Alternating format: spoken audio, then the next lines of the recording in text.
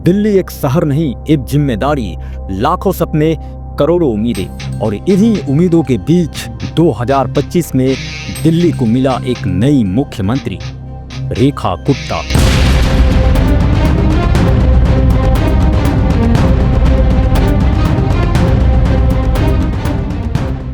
ये कहानी है एक साधारण परिवार से निकलकर सत्ता के शीर्ष तक पहुंचने वाली महिला की। यह कहानी है संघर्ष, संगठन और संकल्प की।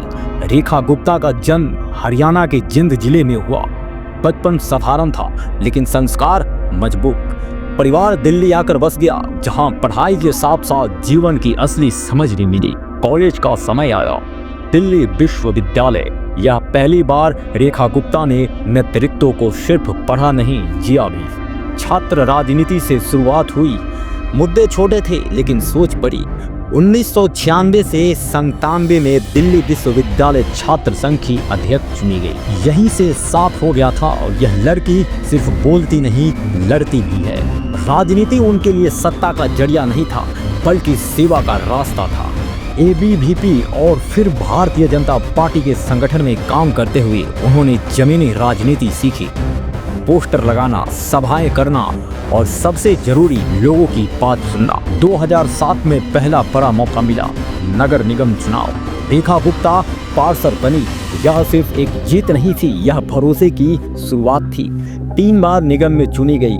महिला कल्याण, शिक्षा, बच्चों के मुद्दे, हर जगह उनकी मौजूदगी दिखी। साल बीतते गए लेकिन रेखा गुप्ता का ग्राफ ऊपर ही जाता रहा। फिर आया 2025 दिल्ली विधानसभा चुनाव सिर्फ पार्टियों के बीच नहीं था, यह भरोसे और बदलाव की लड़ाई थी। शालीमार बाग विधानसभा क्षेत्र से रेखा गुप्ता मैदान में थी। नतीजा आया, जनता ने उन्हें चुना और बीजेपी को मिला स्पष्ट बहुमत। इतिहास रचा गया। रेखा गुप्ता बनी दिल्ली की मुख्यमंत्री। शपथ का दिन था लेकिन चेहरे पर वही सादगी। शपथ लेते हुए उन्होंने कहा, दिल्ली सिर्फ राजधानी नहीं, यह हर भारतीय का सपना है और इस सपने की रक्षा मेरी जिम्मेदारी है।